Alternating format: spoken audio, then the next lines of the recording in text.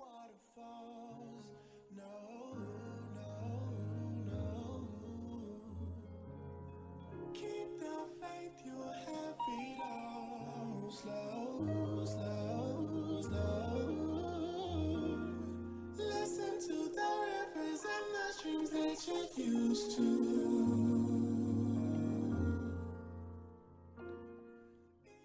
You believe you can reach if you choose to.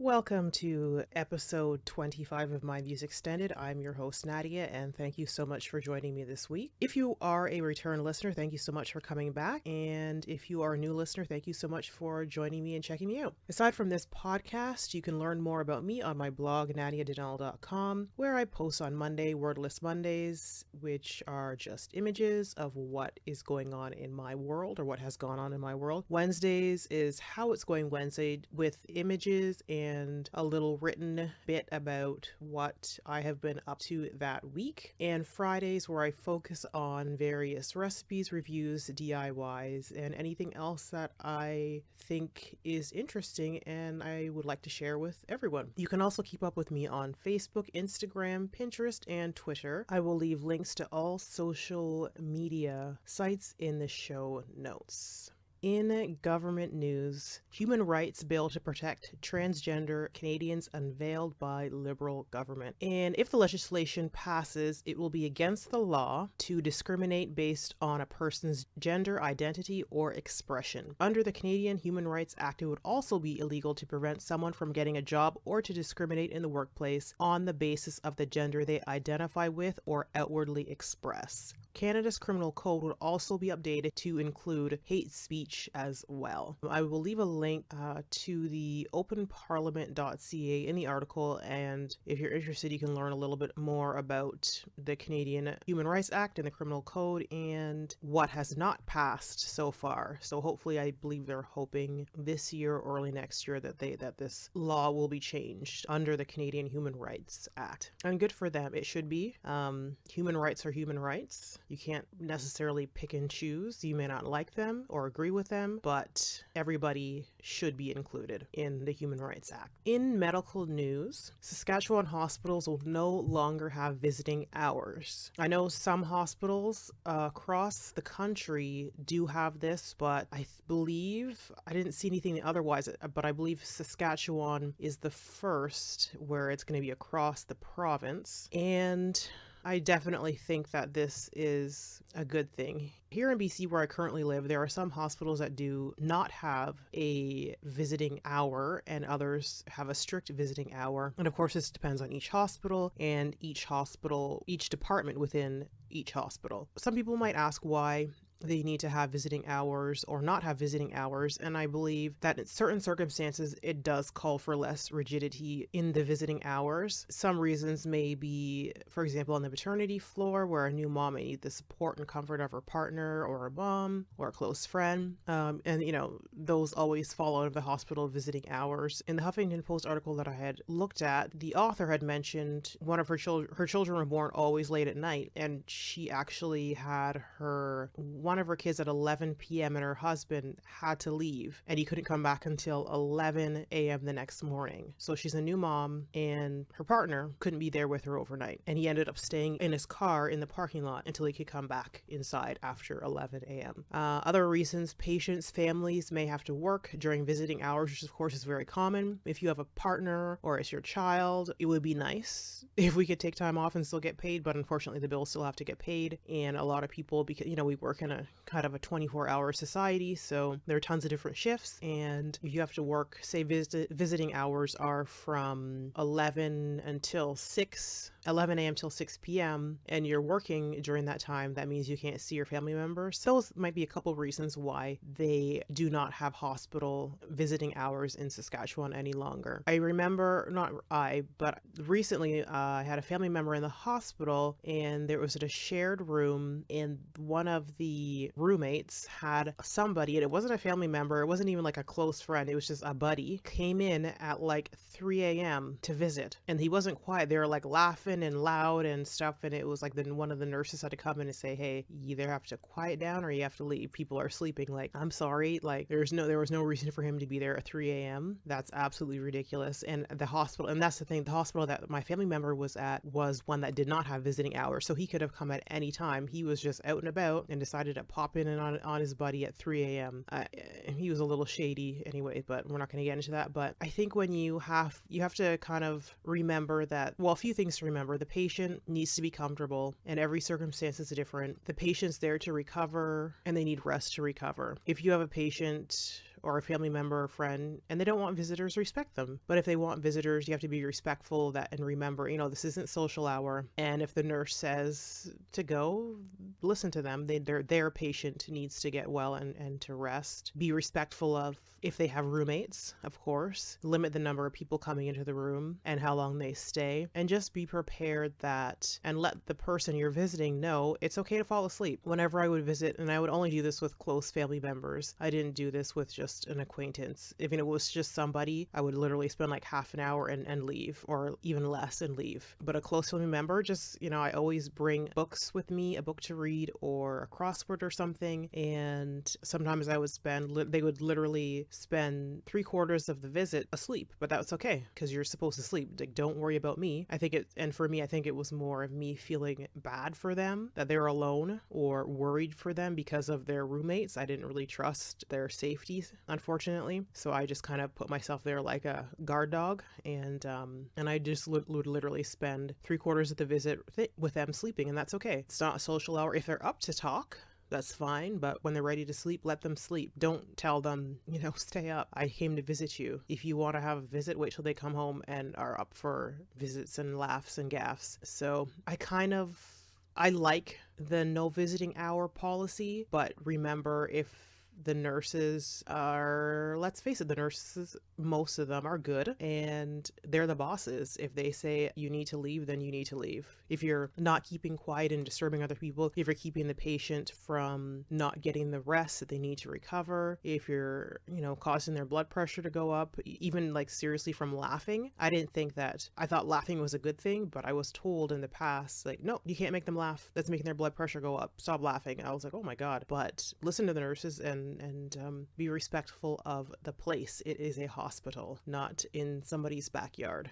Interesting acid reflux news. And this is interesting to me because I used to suffer from severe acid reflux. Whether I was laying down, sleeping, awake, had eaten, not eaten, it was horrible. Researchers at UT Southwestern Medical Center and Dallas VA Medical Center are saying the damage in the esophagus in patients who have had acid reflux may not be caused by the acid after all. Changes in the esophagus were not consistent with chemical burns, but in how the esophagus is stimulated to make small proteins called cytokines, excuse me if I mispronounce that, which then set up the process of inflammation. Treatment of acid reflux will not change with this new finding, but hopefully in the future, the medications that they use to treat acid reflux and the damage may change. Severe cases of acid reflux or GERD can lead to bleeding ulcers, which can turn it into esophageal cancer. I did worry about that. Because I think there was another study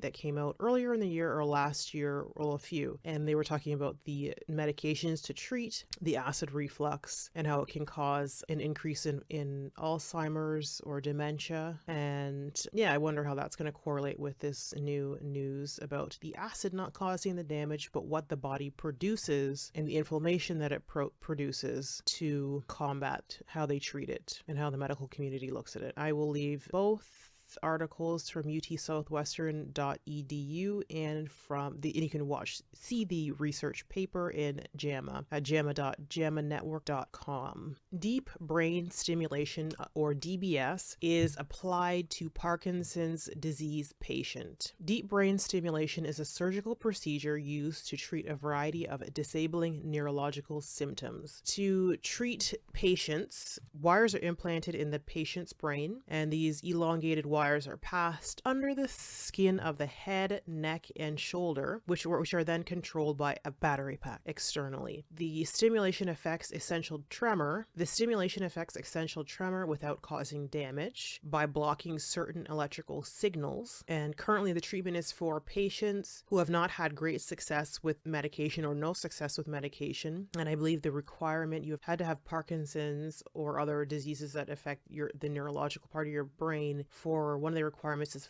5 years, I believe. And it's a really interesting video. I'll leave obviously the links to parkinson.org and to the video on Facebook. And it's just fascinating how technology is moving so fast to me, and it's exciting, and to help improve the quality of one's life. We may not be able to cure diseases yet, but we can control it and make people's life more quote unquote normal, and so they're not so debilitated and dependent on others. In the video, the patient goes from severe and uncontrolled shaking and lack of control of their body movements to no shaking and control over his body, doing some tests like moving his arm and touching his fingers in less than 1 minute. I just couldn't believe it. It just that quick. And the severity, it was severe. So the FDA has currently approved 3 different DBS devices for patients along with their doctors to choose from. So yeah, go check it out. And technology is amazing, and why not make your life less hard than it has to be? Life is hard enough. Let's make things easier if we can.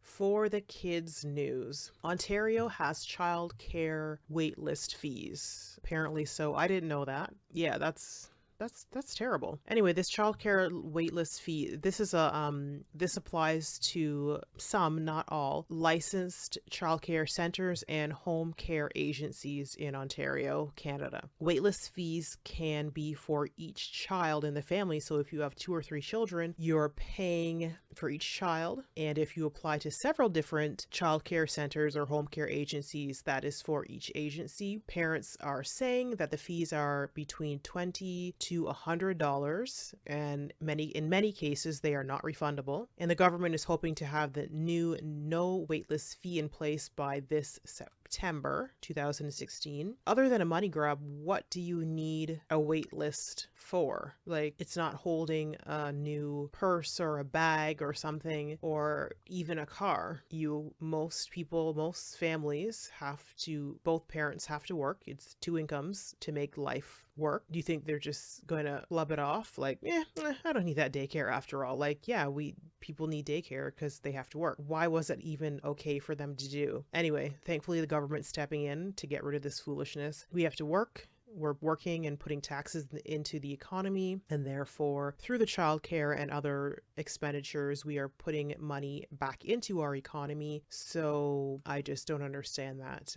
Gosh, you can't get a break. Yes, we all make a choice to have children, but again, let's not make life more difficult than it needs to be. You are going to be getting, especially if you're a good daycare and you have good people working for you, you will have a daycare that is always full, especially if there's wait lists. Obviously there's not a problem. So if you're worth your salt, you'll get paid. To charge people when most of them will not get into your daycare, and so that's extra money for you, extra money to type their name or write their name onto a list and put their phone number down, that's worth $20 to $100. I mean, they should be ashamed of themselves. I hope that this legislation gets changed. Hopefully they're saying by this September. Oh yeah, and I'll leave the links to the article and the childcarecanada.org, and you can read a lot more about that, the pluses and minuses and the laws and why they changed, etc., and so on.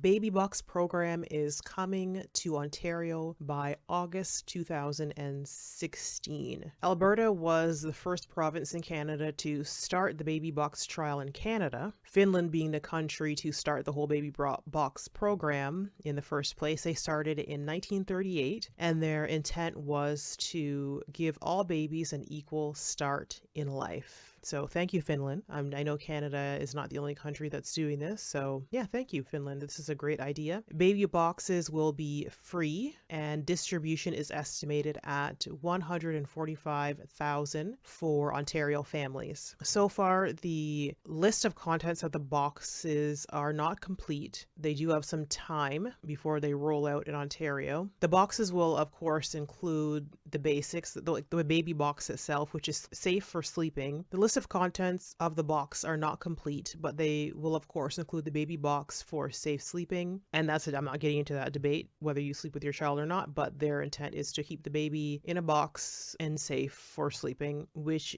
is lined with a mattress. The baby box will also include diapers, clothing, blankets, and other necessities that a newborn needs. And I will leave the link so you can look further into the program, whether you want to sign up for a box or send the link to somebody who you may want or need a box. And that link, it shows your requirements that you need, any signing up. I believe, let me think, you have to be seeing a primary care physician, whether it's your GP or your obstetrician. So you have to be in the system, having regular visits. You can't just, I have a baby and get it. You have to be, seeing a physician. Yeah. And then anyway, I wanted to take a look at Canada, and, because they did say that they wanted the original intent of the baby box was to decrease infant mortality rate, and they found that these boxes actually did. Less infants were dying. In Canada, that between 2011 and 2015, the average infant mortality rate was 4 out of 1,000 births, meaning the number of infants dying before the age of 1. 4 out of 1,000 infants died before the age of 1 in Canada between 2011 and 2008, which is pretty amazing. I think we're doing great. I think most people do a good job in keeping their children alive, but other things can happen, health problems with the child, SIDS, other abuse cases after they leave the hospital with the child. So I think we're doing pretty good with our rate. And if these boxes can help even just decrease it a smidgen percentages, that is a good thing. Other countries I look with, one of the highest ones within the same period of 2011 and 2015, another country I looked at was Angola, and their rate during the same time period was 96 to 1,000 children died before the age of 1. So 4 to 1,000 versus 96 to 1,000 before the age of 1. So we're doing great. And I wonder if we would be able to send, countries, Western countries who are doing better would be able to send these boxes if they would help in countries where they're not doing so great. Of course, even though our stats are 4 out of 1,000 for Canada, I know these stats do not take into account the areas where poverty, lack of prenatal and postnatal medical care, and all the resources that are included in that time period, all that is a huge factor. And I know that those numbers would be much higher in certain communities, especially in our Aboriginal communities. I know that those numbers are lower, unfortunately. Not in all, obviously, but in many. So I'll leave information to the dataworldbank.org and the prnewswire.com and babybox.com to check out if you want to look at mortality rates around the world, how the program got started, etc.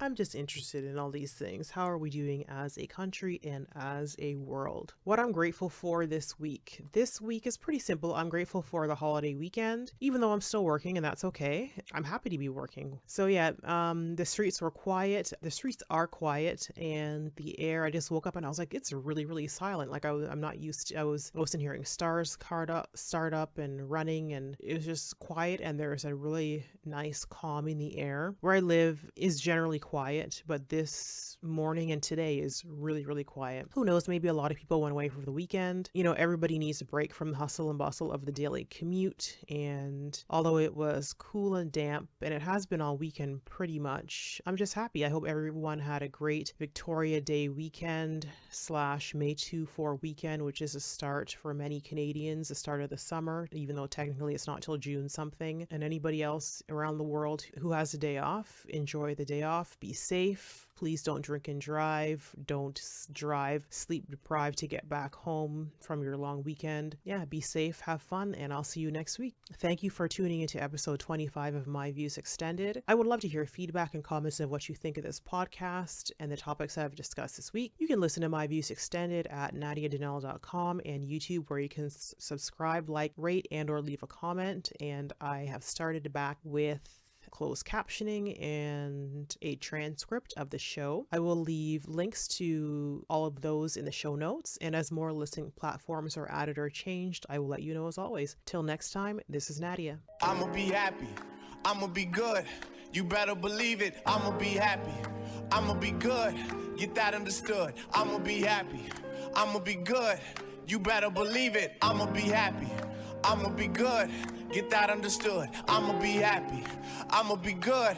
You better believe it. I'ma be happy. I'ma be good. Get that understood. I'ma be happy. I'ma be happy. I'ma be good. I'ma be happy. Get that understood. Get that understood. I'ma be alright, I'ma be okay. Any minute I'ma be stacking chips so high, so Pringo free to lazy. We don't need no architect for our marketing. I could be all up on Wall Street with Parker Monopoly, making some know if your spot is left vacant, it's gotta be taken. Anyway, boo, since we done with that prelude, let me put you up on some philosophy. Professor Hayduk would not even say to you. I like how that smile that you're making, creating the world that's around you ain't great to you. Did you know that? Girl, your hair so long that you grow that. Quarterback to that back, baby, throw that. Once I put some ice on your hand like I broke that. Hold that. That's the whole word in your hands, grow that. That's the same word that you made in your head when you laid in your bed waiting for me to roll that. I mean, write this, I can you are a creator, you is. Yell out your blessings and wait on your gifts. Stardust will harbor the carbon you give. So I'ma be happy cause I'ma still live. I'ma be happy. I'ma be good. You better believe it. I'ma be happy. I'ma be good. Get that understood. I'ma be happy. I'ma be good. You better believe it. I'ma be happy. I'ma be good. Get that understood. I'ma be happy. I'ma be good. You better believe it. I'ma be happy. I'ma be good. Get that understood. I'ma be happy.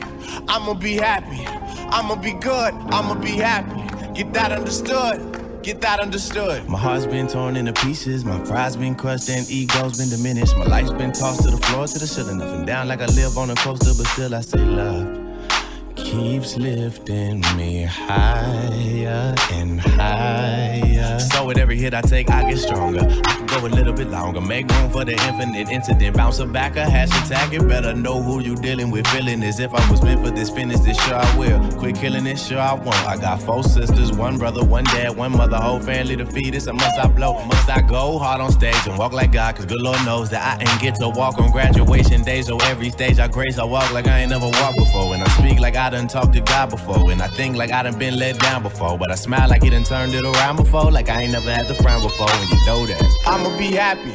I'ma be good. You better believe it. I'ma be happy. I'ma be good. Get that understood. I'ma be happy. I'ma be good. You better believe it. I'ma be happy. I'ma be good. Get that understood. I'ma be happy. I'ma be good. You better believe it. I'ma be happy. I'ma be good. Get that understood. I'ma be happy. I'ma be happy. I'ma be good. I'ma be happy. Get that understood. Get that understood. Speak into the atmosphere. Speak into the atmosphere. Speak into the atmosphere. Speak into the atmosphere. Speak into the atmosphere. Speak into the atmosphere. Speak into the atmosphere. Speak into the atmosphere. I'ma be happy. I'ma be good. You better believe it. I'ma be happy. I'ma be good. Yeah, get that understood. I'ma be happy. I'ma be good. You better believe it. I'ma be happy. I'ma be good. Get that understood. I'ma be happy. I'ma be good. I'ma be good. I'ma be happy. Get that understood. I'ma be happy. I'ma be happy. I'ma be good. I'ma be happy. I'ma be good. Get that understood.